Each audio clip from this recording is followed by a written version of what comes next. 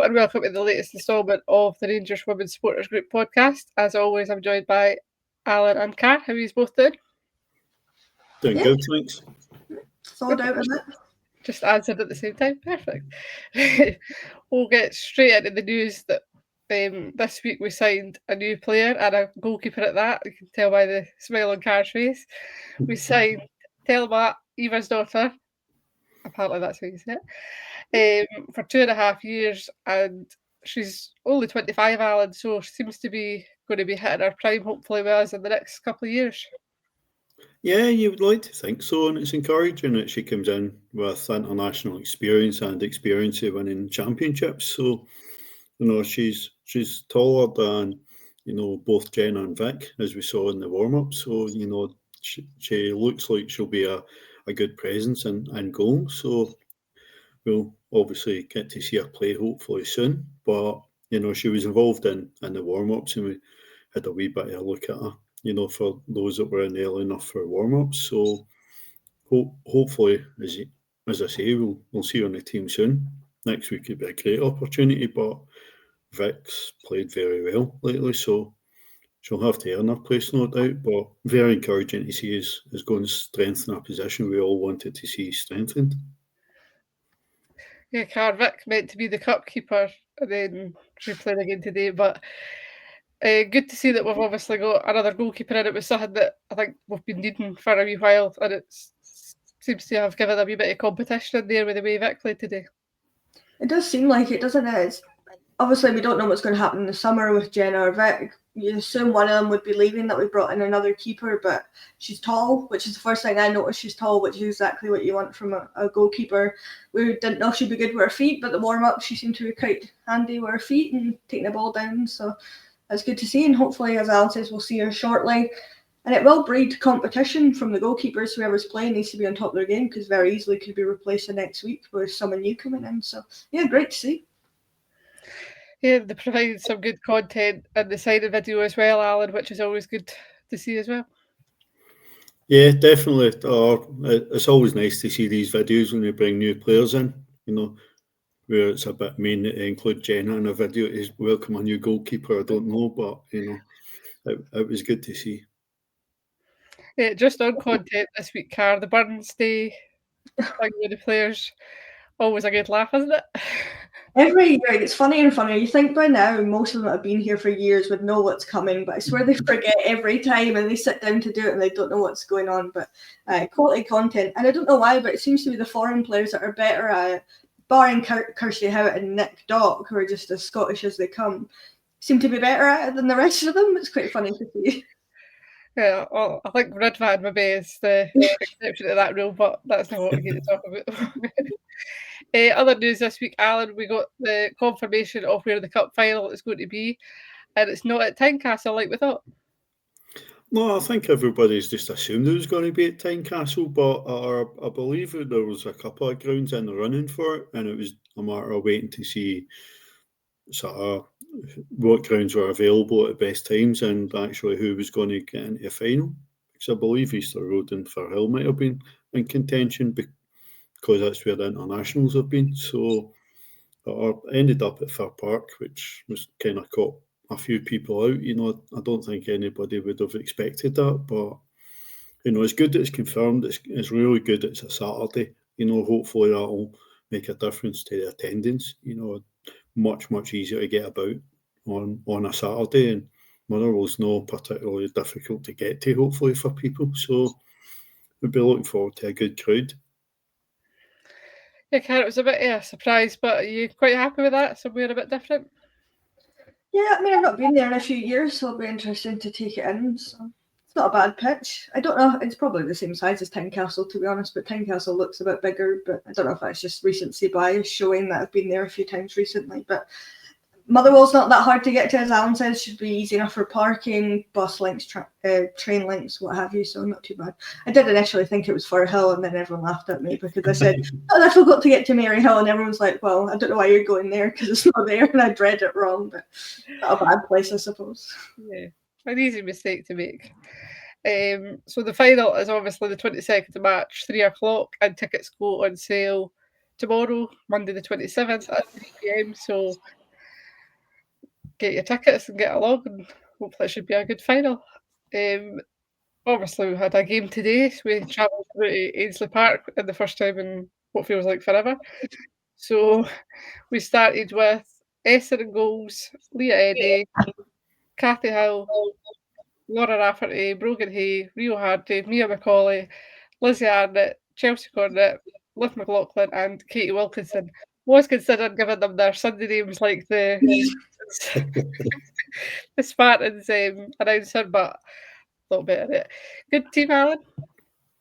Yeah, one change from last week. It was just we saw Raf coming in for Nick, but as we saw when we had a sub in the defence last time, it means the full defence changing where they're playing, which I'm not a big fan of. It unsettles players, I think, moving around that back line. But really strong team. You expected after last week pretty much the same team playing and get a bit of consistency, and we'd get a real good showing. But it did start a wee bit slow.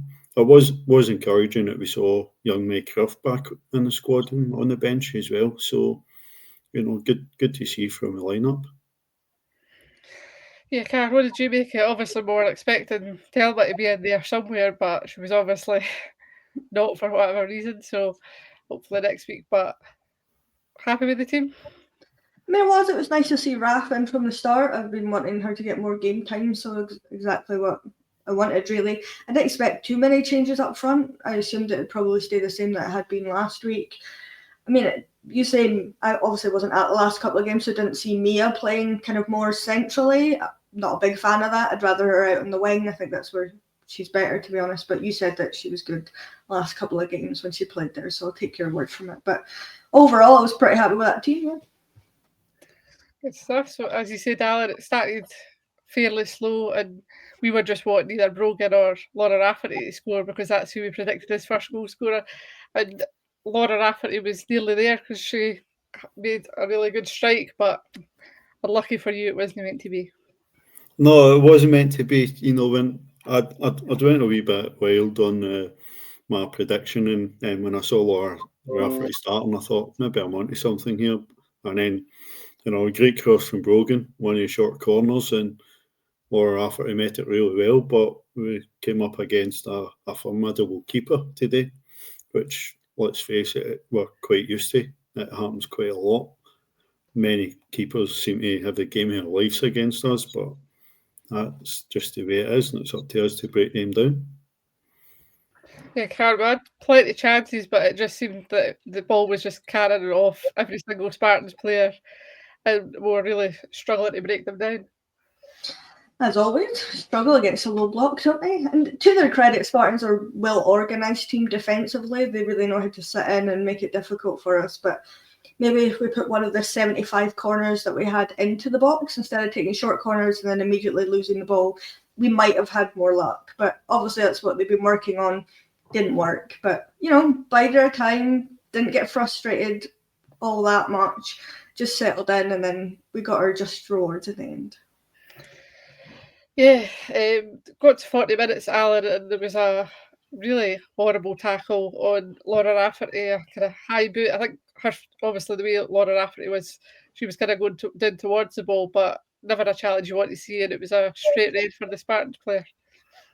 Yeah, I don't think I've not seen a replay yet, but I don't think it was particularly malicious, but it was a dangerous challenge. Players going for a ball, but it's reckless how she's done it. And Laura Rafferty's went and put her head in where it hurts, and not for the first time we've seen that. And she's come off worst. Hopefully it's no more than just a bloody mouth and there's nothing serious there. But after a bad treatment and as a precaution, she came off and Nick came on. So you really expected us to go and take a real grip of the game, playing against 10 there. Don't think Spartans were overly happy with the red card, but I think when they watch it back, they'll understand, and they would have expected it if it was one of their players gone. But I thought that whole thing came from a mix-up in the back. That was a ball that Leah Eddy could have cleared no problem, but Laura's came in and quite a few times in the game, with players going for the same ball or not communicating well or leaving it. So I think that was a feature of the game, why we struggled to really get a grip on it. There was too much miscommunication or lack of communication. Yeah, definitely, Kat. It was disappointing for Laura Rafferty obviously having to go off because, as you said, she doesn't seem to start that many games. So for her to get a start and then have to go in that way was a shame for her and obviously for us who wanted to see her playing. Yeah, I mean, she's not scared to go in where, as Alan says, where it hurts, but it seems, I think this happened, maybe not the last time she started, but certainly, previously she started a game and then had to go off with a head knock against another player in the party game. So I don't know if it's just a feature of the way that she plays. She's not scared to get in amongst it, but you can't kick people in the head. That's simply a red card. I don't know why they're arguing that it wasn't. If that'd been the other way around, we'd have no qualms about that being a red card. You can't kick somebody in the head. It's unfortunate for her. Hopefully it's just a couple of stitches at the most if she is needing anything done, and that she'll be back fighting fit. But she doesn't seem the type of player to be out too long with things like that. She'll stick a plaster on and get on with it. Yeah, obviously we wish Raf a speedy recovery and hopefully she was kind of back in the team as soon as possible. So Nick obviously came on, Alan, and it's her 150th appearance for us. That's came in pretty quick, isn't it? Yeah, there are 150 competitive games in a Rangers shirt for Nicola Docherty. So, our congratulations certainly go to Nick for that. And she probably got that appearance a wee bit earlier than she expected today. She's probably expecting to put her feet up and have a rest today, being on the bench. But no, she came on and, took the armband and, led by example like she does every single week. So absolutely great to see her reach that milestone for us. Yeah, Cara, she's obviously one of our longest serving players now, so we've seen quite a few of those 150 games. So what do you have to say about it? She's one of the best to play for us, to be honest. Like, she's just a good player, a good leader. She loves the club. You can tell everything she does. She just radiates everything about the club, leads by example. And you can see that when she came on, we also reshuffled the back line. I think that did help. Eddie went back into the other side, which I think she plays a bit better on that side. But you could see how much more communication was happening as soon as Nick came on. Everybody was talking to each other again. And it's just the way that Nick does it. Even when she wasn't captain, she first came back in from being away. That's just what she did. She's always the one shouting and telling everyone to calm down or get on with it or whatever needs to be done. That's just the way that she is. So one of the best to ever do it, and hopefully we get a few more seasons and a few more games out of her yet, and hopefully win a few more things with her as a captain. Yeah, well, she's not retiring just yet. No, I know, but I'm just... She'll be watching this like, right, come on, it's fine. After that, Leah Eddy had a really good chance, Alan. We thought it was in for where we were sitting, but it kind of rattled off the bar, came in and got cleared away. But it was the closest probably we came all game, other than the Laura Rafferty shot. Yeah, definitely as close as we came in the first half. And from our angle, it looked in, but we're at the other side of the park, so we're probably looking through blue-tinted specs. But it would be nice to see a replay. Leah's done brilliant. She's sort of took a touch, set it up, and absolutely cannoned one off the bar from about 25 yards. So, it would have been a spectacular goal had it been in and been given. So maybe it wasn't over the line and we were just clutching, but in the day the ref and the assistant didn't give it. And it was just nice. Leah was at least taking responsibility and trying to make something happen, anytime she could get going forward. So, it was good to see, because sometimes you don't see that often enough with players shooting for distance. Yeah, Car's just dying to add in something there. Well, hopefully she didn't get any trouble for doing that and not going in, but I'm sure it was in. Hit the underside of the bar and laws of physics, it must have crossed the line. We went in at half time 0-0. Not much more to say in the first half than that. when we came out second half, car Spartans must have had a wee bit of coffee or something at half time because they had a really good shot which forced Vic into it. Probably one of the best saves she's made. Yeah, I mean, we were kind of undone by a long ball through kind of the middle. Spartans player latches onto it, takes a shot, and I think Vic thought it wasn't going to be as good as it was and just has to jump up and tip it over the bar. But fantastic save. The fact that they've not really mentioned it anywhere kind of annoyed us to no end because it's a fantastic save. And as you said earlier, competition with Thelma coming in even. Well, of course, Thelma for some reason. Maybe she had to step up. Maybe she would have done that anyway, but kept us in the game at 0-0. It was like 46 minutes, so right after half time, so really kept us in it and gave us a bit of hope. But they did that a few times. They got a lot of joy doing that, but thankfully our defence was up to it at that point. Yeah, they were up to it all game, to be fair. Alan, the same kind of thing as the first half happened. We were getting the ball kind of in the box, but it was just that low block that we were really struggling to break down, as we always do. Yeah, quite typically. We did start pressing a wee bit more, dominate the ball and just a bit more in the second half when we came out. Probably unsurprising given we had the extra player, but Spartans, as Garrett said, were really, really well organised. They typically are a very stuffy team to break down, and it was actually hard to tell, watching that they were a player down. So it was a tough slog, and it was one of the days you were just worried that it might just be a real struggle. Reminded us a lot of the cup game up at Dundee United where it took a long time to break that down and nothing quite really came off. It was no lack of effort on the part of the players, but it was just one of the games that we were really struggling until we started making subs. Yep, and that leads me perfectly to the subs that we made. Rio and Brogan went off, Kirsty Howitt and Camille come on, and it seemed to inject a bit of energy into it, as Camille always does, and obviously Kirsty Howitt's always going to be in amongst the box trying to get a couple of shots off. Yeah, I mean, at the time we were kind of a bit shocked that Rio was coming off. I think you always think if we need a goal, you leave Rio on, but what do we know? We don't know that much because it didn't really matter at the end of it. But Camille comes on, it kind of opens us up a little bit, gives us more options going forward in and around the box. And almost immediately it paid off. Kirsty Howitt's always good for it, but she seemed to be that little bit deeper a lot of the time, was doing the kind of hard yards and then just getting blocked a lot of the time, which everyone was at that point in that game with Spartans. But exactly what you need. You want fresh legs, and I think it was probably about the right time to bring them on. Yeah, in the 63 minutes we managed to unlock the defence finally. Wilco getting on the score sheet after us saying that she probably should have went off and Rio should have stayed on, but that's what always happens. And a nice assist for Chelsea.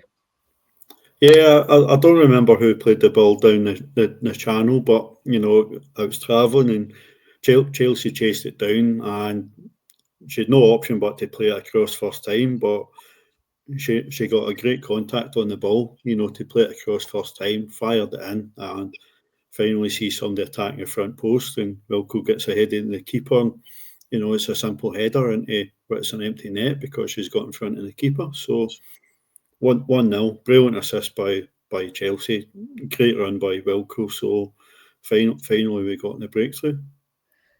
A goal that you've been waiting about 2 years on as well. So finally Yeah, paid off. listen, or if you're going to fire balls into the box, attack the front post, be the first person to get contact on it, and you'll end up scoring goals. Case on point. There, can't, like buses, you wait for one and then two come along. Wilco then gets on the score sheet again. This time, Lizzie with the assist. Yeah, I mean, Camille did really well to find Lizzie at that point and play the ball into her. Wilco doesn't have a whole lot to do. She just needs to guide the ball into the back of the net.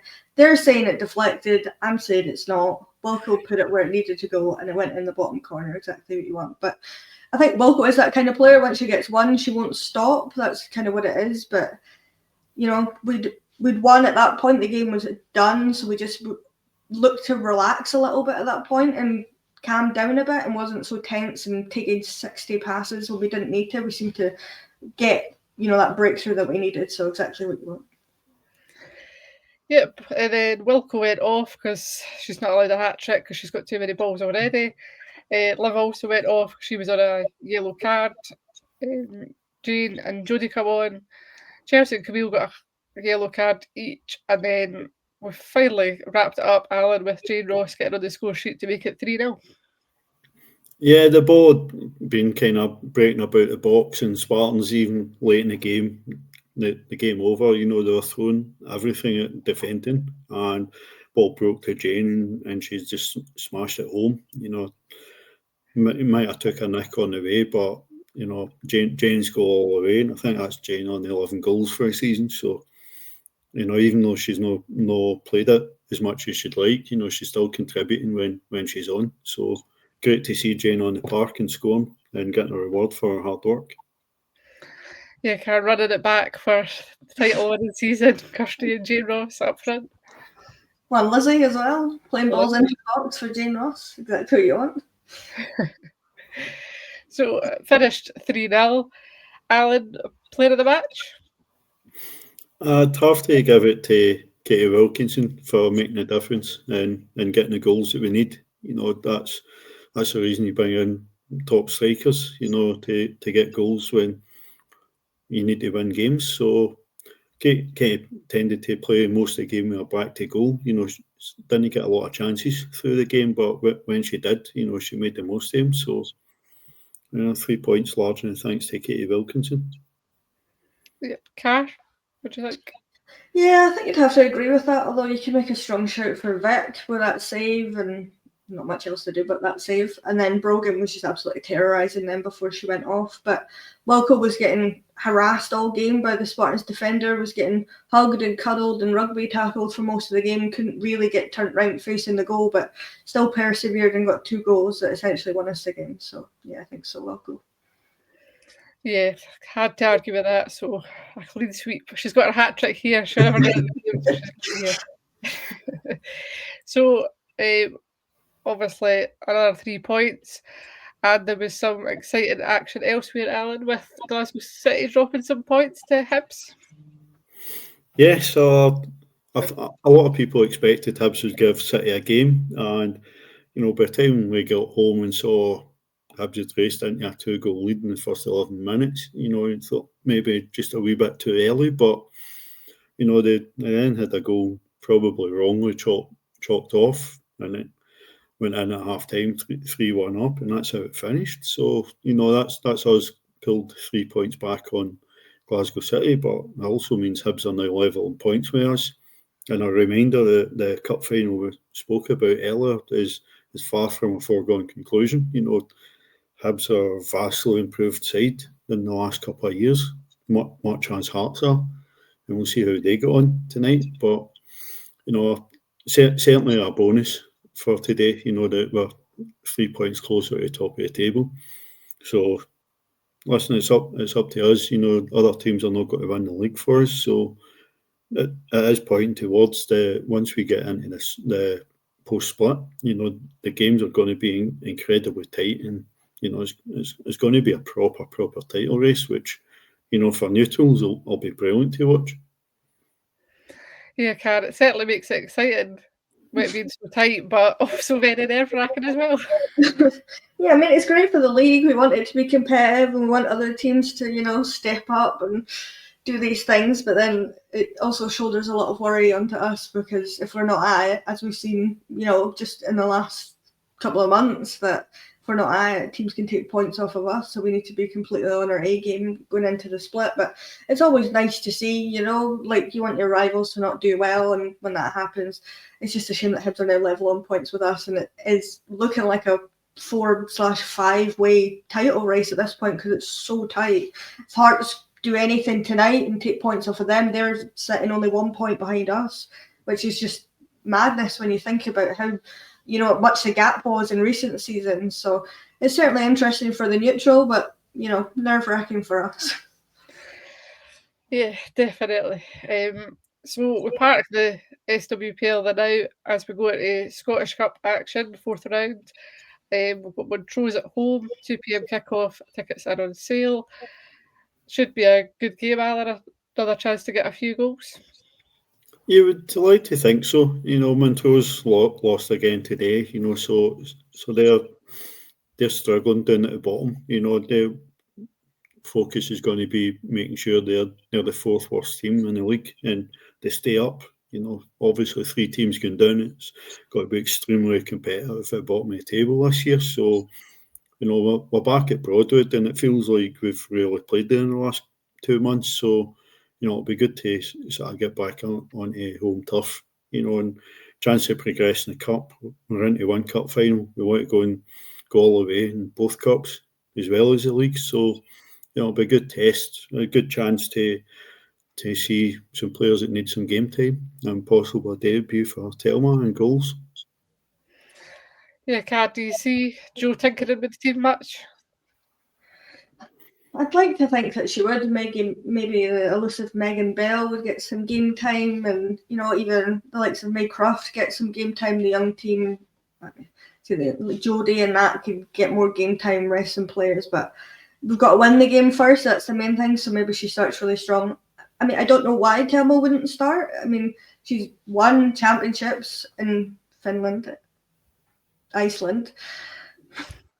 Get my countries mixed up, all the Scandinavian ones.